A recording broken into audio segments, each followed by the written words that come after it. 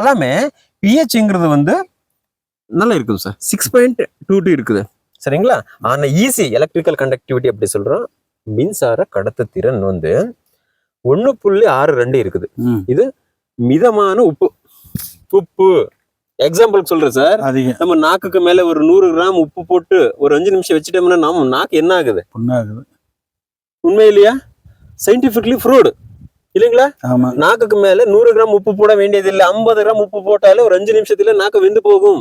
ஆனால் நம்ம பூமி உடம்பு உள்ள இருக்கக்கூடிய உணவு மற்றும் தண்ணி எடுத்து சப்போர்ட் பண்ணக்கூடிய வேர் பகுதியில் உப்பு தன்மை அதிகமாகும் போது என்ன ஆகும்?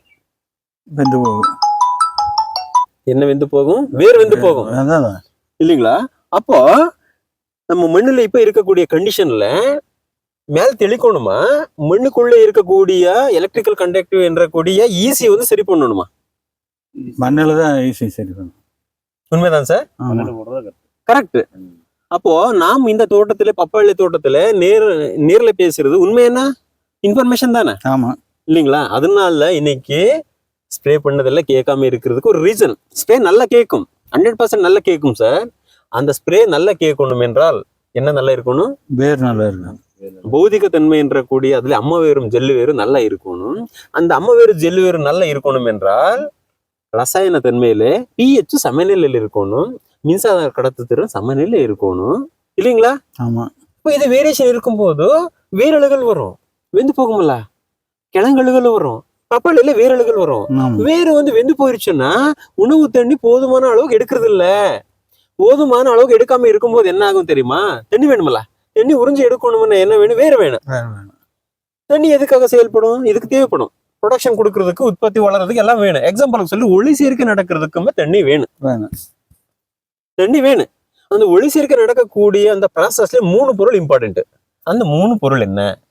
1 சூரிய ஒளி, 2வது கார்பன் டை ஆக்சைடு. ரெண்டுமே இங்க அட்மாஸ்பியர்ல இருக்குது, அப்படியே இழுக்குது. 2 பொருள், சூரிய ஒளி மற்றும் கார்பன் டை ஆக்சைடு. இன்னொரு பொருள் என்ன? தண்ணி. தண்ணி இதன் மூலமாக போகணும், வேர் மூலமாக போகணும். அப்போ வேர் மூலமாக போகக்கூடிய அந்த தண்ணி போக முடியாது. ஏன்? வேரே இல்ல. அப்போ அந்த ஒளி சேர்க்கை நல்லா நடக்குமா? நடக்காது இல்லைங்களா சார்? ஏன்னா நாங்க சாப்பிட்டேன் சார், நல்லா டைஜஸ்ட் ஆகணும்னா உடம்புக்குள்ள ஹைட்ரோகுளோரிக் ஆசிட் உற்பத்தி ஆகணும். சாப்பிட்றதே முக்கியமே கிடையாது சார்.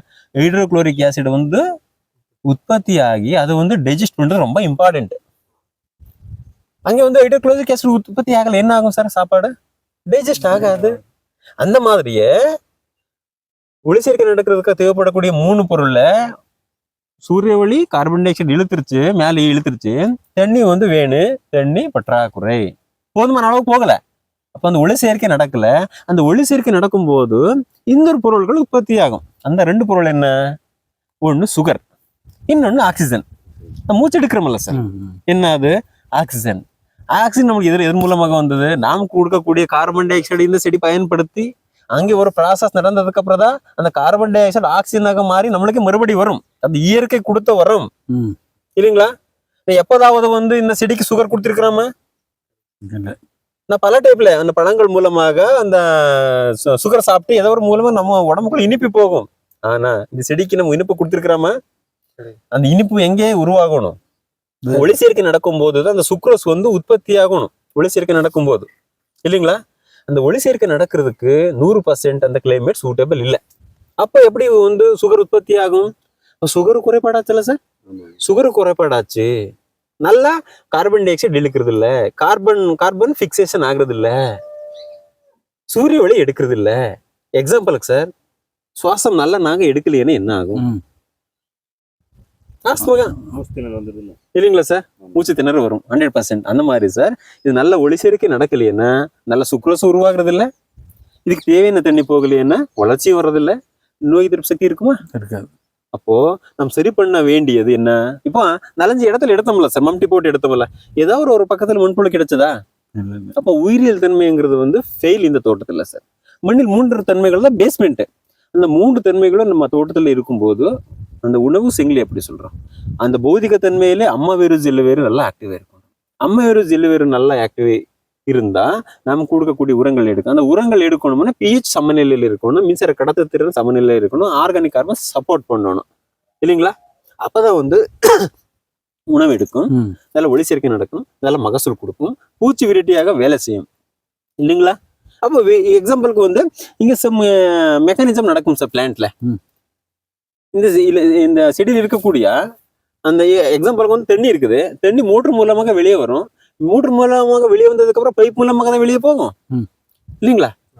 ஃபர்ஸ்ட் தண்ணி இருக்கும், தண்ணிக்குள்ளே ஒரு மோட்டர் விடுறோம், மோட்டர் நெக்ஸ்ட் ஸ்டெப்பு இரும்பு pipe, next PVC pipe, next lateral pipe, ஒண்ணுக்கு ஒன்று கனெக்டிவிட்டி இருக்குமா இல்லையா சார்?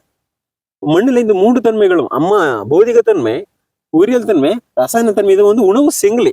இது நல்லா இருக்கும் போதுதான் இங்க இருக்கக்கூடிய வேர் வந்து ஆக்டிவா இருக்கும், உயிரோட இருக்கும், நல்லா உறிஞ்சி சத்து எடுக்கும். எடுத்ததுக்கு அப்புறம் என்ன ஆகுதுன்னு சார், அந்த உணவு இந்த எல்லா உடம்புக்கு போகும்போது செல் டு செல் கம்யூனிகேஷன் ஆகும். இங்க என்னென்ன நடக்குமோ அது நடக்கும் போதுதான் இங்க வந்து இலையில என்ன ஒளி சேர்க்கை நல்லா நடக்கும். பயோ கெமிக்கல்ஸ்ங்கிறது வந்து செடியில ரிலீஸ் ஆகும் சார். அந்த பயோ கெமிக்கல்ஸ் தான் இந்த பூச்சி விரட்டி, நோய் விரட்டிக்கு வேலை செய்யும். நடக்காம இந்த மாதிரி இருக்கிறதுக்கு காரணம் என்ன? இந்த மண்ணின் 3 தன்மைகள் தான். அதனால் விவசாய நண்பர்களே, இந்த மாதிரி உங்கள் தோட்டத்திலே வந்து இந்த எந்த அதுவும் பப்பாயா மொசைக் வைரஸ் ஆகட்டும் சரிங்களா, எல்லாமே வந்து இந்த மாதிரி அம்மா வேறு ஜெல்லு வேறு வேரழுகளை வேர் முடிச்சாகட்டும், எந்த பிரச்சனை இருந்தாலும் அதுக்கு தீர்வு தேவைப்பட்டால் நம்ம தொடர்பு கொண்டு அதுக்கு தீர்வு வந்து முழுமையாக கொடுக்குறோம் 100%. அதனால வந்து அந்த கூட்டத்தில் முழுமையாக சயின்டிஃபிக் இன்ஃபார்மேஷன் என்னென்ன குறைபாடு இருக்குது என்பதன் பார்த்து சொல்லியிருக்கிறோம். நம்ம இன்ஃபர்மேஷன் பத்தி என்ன சொல்ல விரும்புறீங்க? எல்லாம் செஞ்சு பார்த்தா தானே தெரியும். ஏன்னா நம்ம இப்போ இன்ஃபர்மேஷன் கொடுத்தோம்ல, ஏன்னா ஒரு லேபுக்கு போக வேண்டியது இல்ல, நம்ம லேண்ட் ஒரு லேப் இல்லைங்களா? இதுவரைக்கும் நம்ம பார்த்தோம் இல்லையா? நான் சைல்ட் டெஸ்ட் எடுத்து என்னென்ன குறைபாடு என்னென்ன வந்து ரசாயனத்தன்மையில மாறுபாடு பண்ண வேண்டியது இருக்கு வேலை சொன்னோம் இல்லையா? இது பத்தி உங்களோட எக்ஸ்பீரியன்ஸ்? இது வந்து எங்களுக்கு கொஞ்சம் ஈஸியா தெரியுது. முழு காரணம் தெரிஞ்சிருச்சா? முழு காரணம் இப்போ இங்க இந்த செடி இப்படி இருக்கிறது காரணம் என்ன? ஒரு ஸ்ப்ரே கொடுக்கறது மட்டும் போதுமா, இல்ல வந்து எங்க சரி பண்ண வேண்டிய எதைன்ட்டு தெரிஞ்சிருச்சல்ல? இப்ப தெரிஞ்சிருது. ஓகே சார் இப்போ நம்ம பேரு சார் ராமசாமி சார். இப்போ ஒரு ½ hour நீங்க வந்திருக்கீங்க சார். உங்களுடைய நம்ம எக்ஸ்பீரியன்ஸ் எப்படி இருக்கு? நம்ம கொடுக்கக்கூடிய இன்ஃபர்மேஷன் நம்மளுக்கு எப்படி காய்ச்சல் வந்தா 2 மட்டும் ஊசி போட்டு ஒன்று கேட்கல, ரத்த டெஸ்ட் எடுத்து பார்த்து கண்டிப்பா மண் டெஸ்ட் எடுத்து பார்த்தா அது மாதிரி என்னன்னு கண்டுபிடிச்சிடுறீங்க, அவ்வளவுதான். Thank you sir. ஆனா முதல் பயிரோட முன்னையே பார்த்துட்டு நம்மளுக்கு கொஞ்சம் உரைச்சலவு குறைச்சிக்கலாம் இல்லைங்களா சார்? இங்க இப்போ நம்ம சார் சொன்ன மாதிரி இங்க பாஸ்பரஸ் அதிகமா இருக்குது, ஏன் வளர்ச்சி இல்ல தெரியாதுங்களா எங்களுக்கு? மண்ணுல இருந்தாலும் எடுக்கக்கூடிய திறன் பாத்தீங்கன்னா மனுச்சத்தை போட்டு அதிகமா காய் டிஏபி தான் போடுறோம். தலைச்சத்து போட்டா வைரஸ் வந்து குறைச்சிடுறோம். அதனால தலைச்சத்து கம்மியா நம்ம போட்டுருக்கோம் தெரியுது. அதனால வந்து மண் டெஸ்ட் எடுக்கிறது